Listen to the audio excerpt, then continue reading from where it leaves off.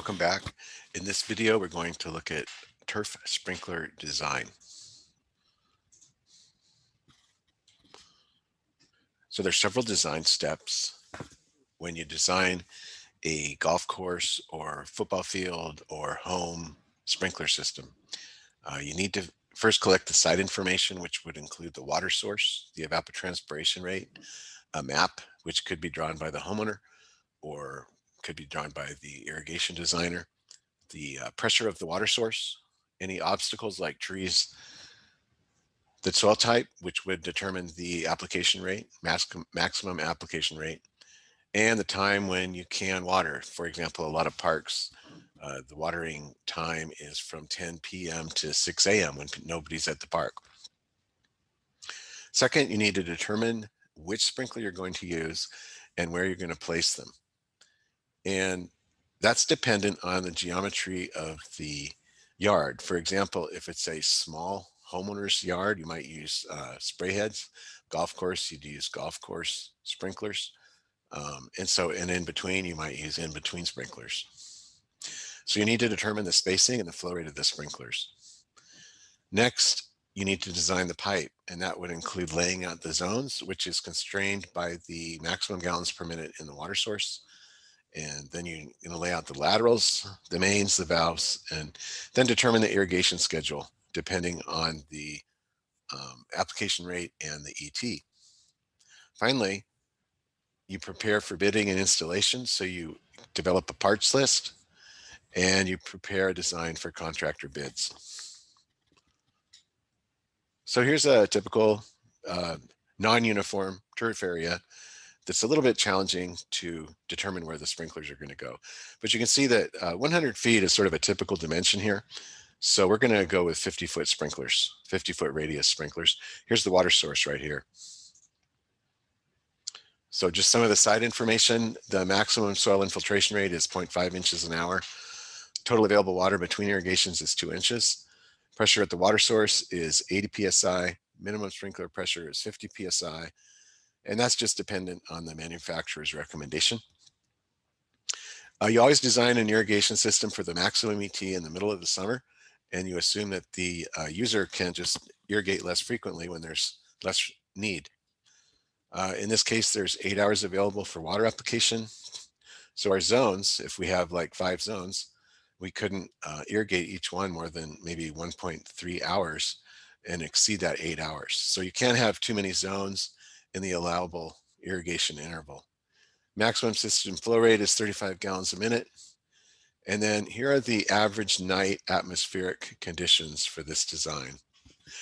So the relative humidity is 75%, temperature is 18 degrees centigrade, wind speed is 8 kilometers per hour. And then because this is an irregular geometry, we're going to assume that the scheduling coefficient is 1.5. So we select a sprinkler from some catalog with about a 50-foot radius of application and an application rate that's less than 0.5 inches an hour. So I pulled this out of one of the sprinkler company catalogs. And so we have 3 nozzles, an 8, a 6, and a 4. The 8 applies 7.4 gallons per minute. The 6 applies 5.5, the 4 3.7. The 8 and the 6 have approximately 50-foot radius application. We need the 4 for the corners, and so it has a smaller radius of application, which is probably not a big deal. And then here's our application rates. So you can see that our 8 and our 6 are pretty close, and then our 4 is a little less than half of them. So this is a pretty good set of sprinklers where we can put maybe the 4s in the corners, 8 and 6 along the sides or in the middle, depending on our requirement. We also have to make sure that since this is a commercial application, that it's vandal resistant. For example, a steel top that people can't shoot BBs through. So I just laid out the sprinklers. You can see it's more art than science, just trying to space them out fairly evenly with 50-foot spacing. I have some 8s along the sides, but those are all going to be in one zone with the 6s. So 6s are slightly less, but they have, maybe a smaller angle.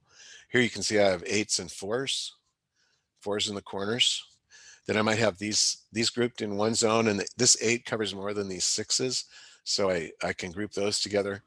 And then these are all covering about the same amount of area. So I made those all 6s. And here's my zones. Remember, I can't have more than 35 gallons a minute. So I had to divide it up into 5 zones, none of which have more than 35 gallons a minute. For example, this was I think this was an 8, so that'd be 7.5, and then this was a 6, so that would be 5.5 more, maybe 12.9, and so on. So you start at the end sprinkler and you just keep adding the amounts coming out of each one.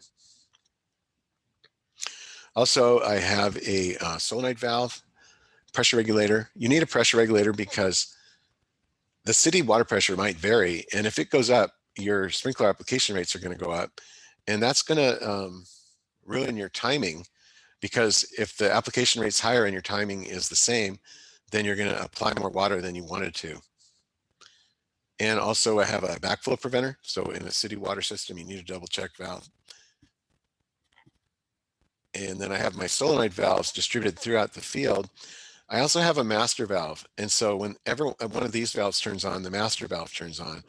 And that prevents the problem of the valve getting stuck on and then applying a large amount of water and wasting water if this valve gets stuck on. If you have a master valve, the master valve shuts down when this is supposed to shut down. And so that prevents water waste.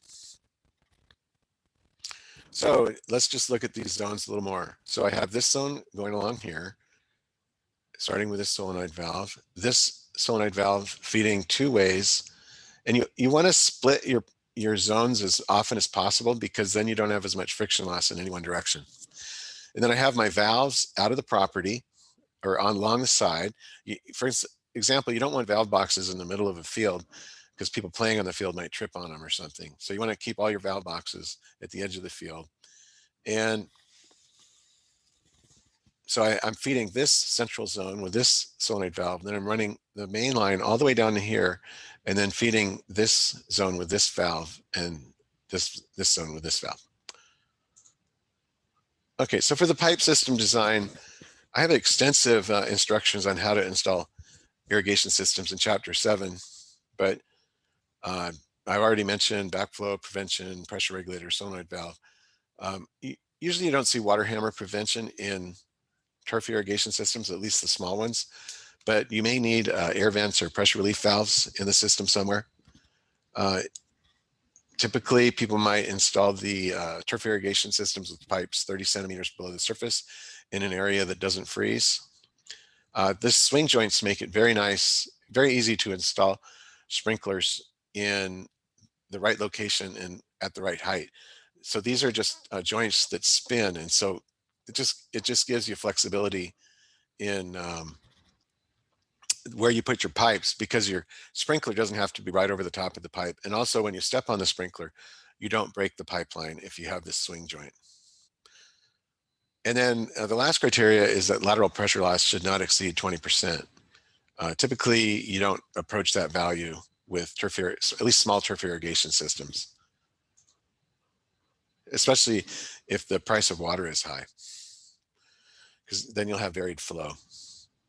So here's our zone 1. So we had the 8 here, 7.4 gallons a minute, the 6, so we had 5.5 more, and we just keep going up to design our flow rates in the pipeline. And also the sprinkler flow rate is a function of pressure.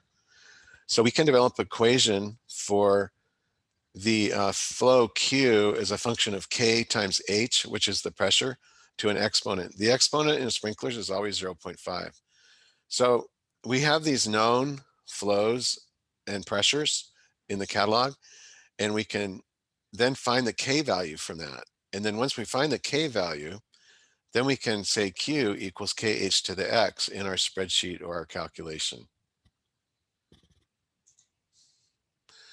Then here's how we calculate the head loss. I'm not going to go through it. You can look at the coefficients and units. This is just one Hazen-Williams equation. Of course, there's others for metric units.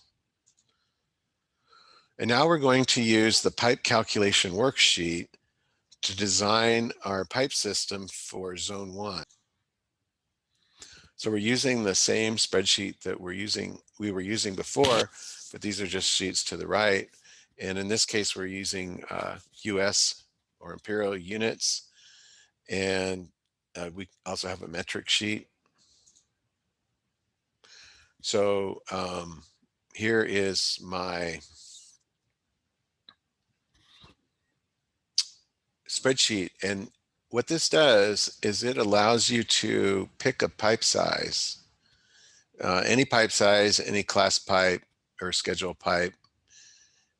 And so you always start at the last sprinkler. The reason for that is you have a known pressure, which is the minimum pressure generally, 50 PSI.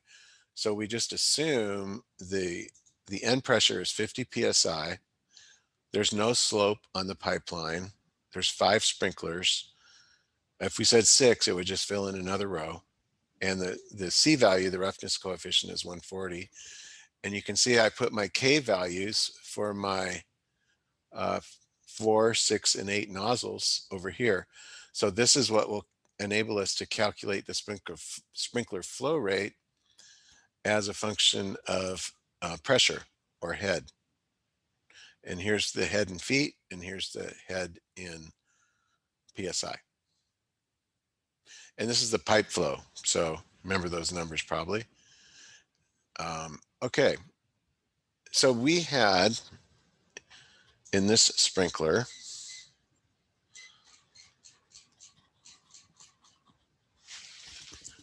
we had an 86866.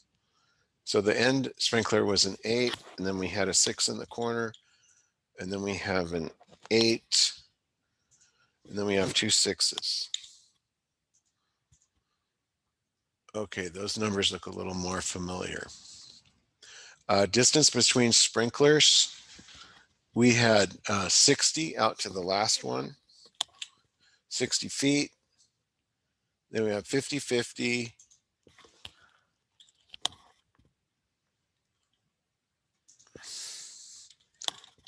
65, and 25. Okay, and then my pipe design, I had a 1 1/4 inch pipe at the end. Let's say it's class 200. And then I had 2 1.5 inch pipes. And then I had 2 2-inch pipes.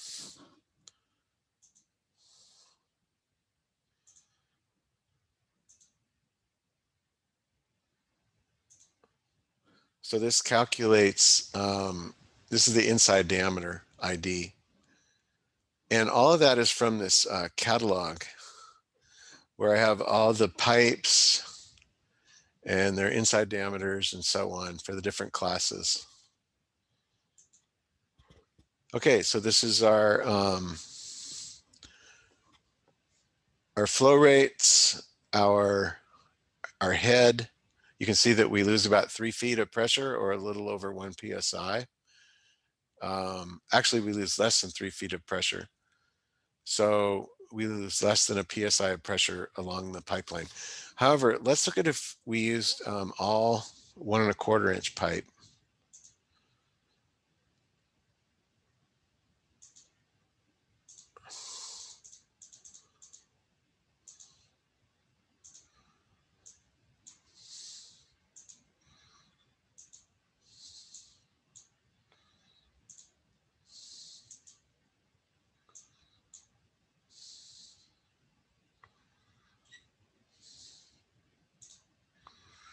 Now we're losing 5 PSI, or about 10% of our pressure.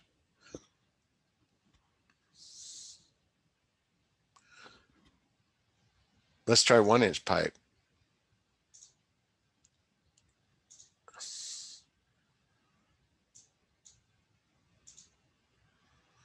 Okay, and so here you can see it plots the lateral pressure versus distance, and now we have about 10% loss. So according to the theory, or actually we have 20% loss, 10 over 50. according to the theory, this is the maximum loss, but this is needless. You know, this pipe is not that expensive, and irrigation water is expensive in cities, so we would never probably do this. And then here are the sprinkler flow rates. Of course, we have 8s and 6s, so they aren't going to be having a uniform change.